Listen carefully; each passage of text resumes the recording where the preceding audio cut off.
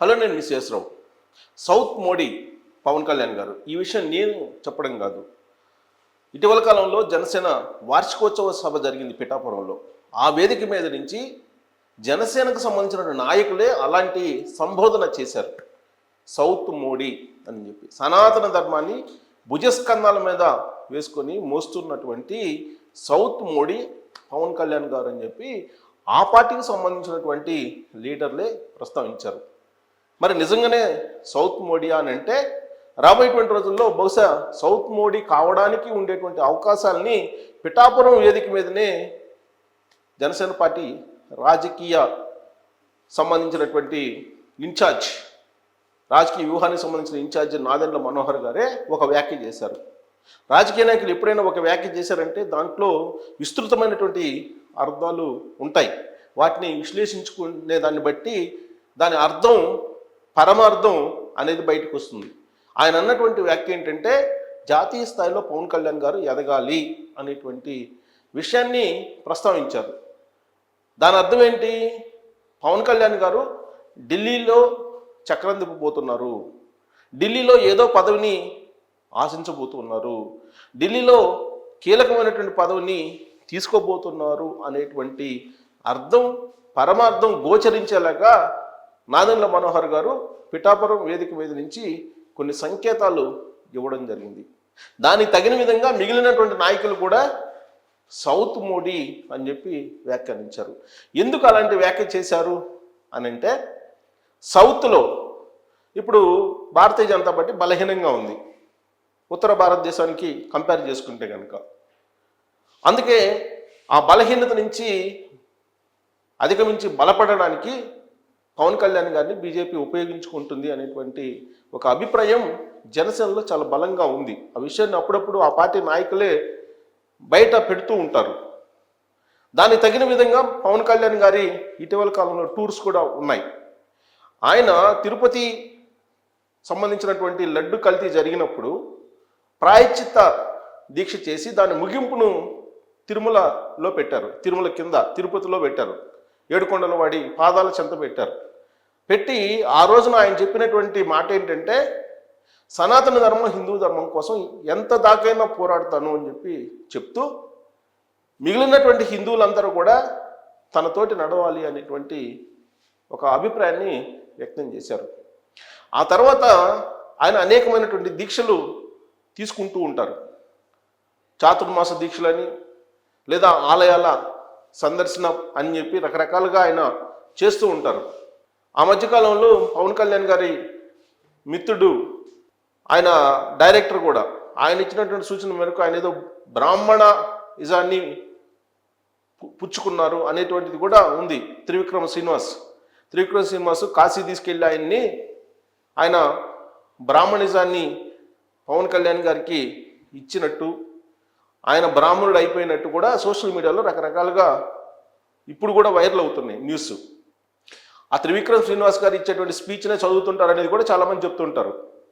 సరే, ఆయన ఇచ్చింది చదువుతుంటారా లేదంటే సొంతగా ఈయన చదువుతుంటారా అనేది పక్కన పెడితే, పవన్ కళ్యాణ్ గారు ఈ మధ్య దక్షిణ భారతదేశ దేవాలయ సందర్శనం చేశారు. ఆయన ఆ సందర్భంగా తమిళనాడు, కేరళ అక్కడ వరకు వెళ్ళారు. దాదాపు కేరళ బోర్డర్ వరకు వెళ్ళారు.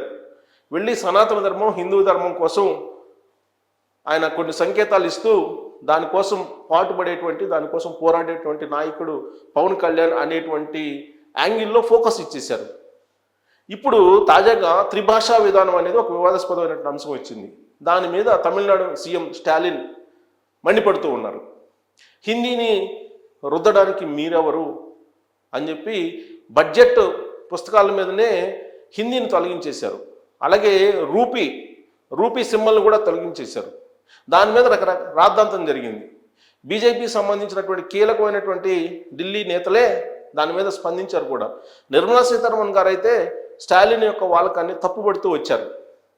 దాని మీద పిఠాపురం వేదికగా పవన్ కళ్యాణ్ గారు కూడా తప్పుపెట్టారు. త్రిభాషా విధానం ఉంటే తప్పేంటి, హిందీ నేర్చుకుంటే తప్పేంటి, మీరు మీ సినిమాల్ని హిందీలోకి తర్జుమా చేసి అక్కడ ఆ సినిమాలను ప్రదర్శించి రాబట్టుకునేటువంటి డబ్బులు ఓకే, కానీ మరి అక్కడ భాషను మీరు ఎందుకు వ్యతిరేకిస్తున్నారు అని చెప్పి ఒక నినాదాన్ని బయటికి తీసుకొచ్చారు పవన్ కళ్యాణ్ గారు. దాంతో దక్షిణ భారతదేశంలో సరైనటువంటి మోడీగా ఆయన ఎలివేట్ అవుతూ ఉన్నారు. దానికి తగిన విధంగా జనసేన పార్టీ కూడా ఆ విధంగా చెప్తూ ఉంది. సో పవన్ కళ్యాణ్ గారు ఇదంతా ఎందుకు చేస్తున్నారు అని అంటే, రాబోయేటువంటి రోజుల్లో దక్షిణ భారత మోడీగా గుర్తింపు పొందడంతో పాటు జాతీయ స్థాయిలో ఆయన ఎదగబోతున్నాడు అనేది జనసేన చెప్తున్నటువంటి ఒక నిర్వచనం, లేదంటే ఒక అభిప్రాయం. అంటే దాని నుంచి మనం ఎలా విశ్లేషణ చేసుకోవచ్చు అంటే, రాబోయేటువంటి రోజుల్లో రాష్ట్ర రాజకీయాలను వదిలిపెట్టి దేశ రాజకీయాల్లోకి ఆయన ఎంటర్ కాబోతున్నారని చెప్పి భావించడానికి ఛాన్సెస్ ఉన్నాయి. ఈ మధ్యకాలంలో ఆయన కేంద్ర మంత్రి కాబోతున్నారు అనేటువంటి ఒక టాక్ కూడా చాలా బలంగా వినిపించింది. అయితే పాల పొంగులాగా దానికి తెరపడింది. పవన్ కళ్యాణ్ గారు కేంద్ర మంత్రి కాబోతున్నారు, అలాగే సీఎంగా లోకేష్ గారు కాబోతున్నారు అనే ఒక ప్రచారం మొదలైంది.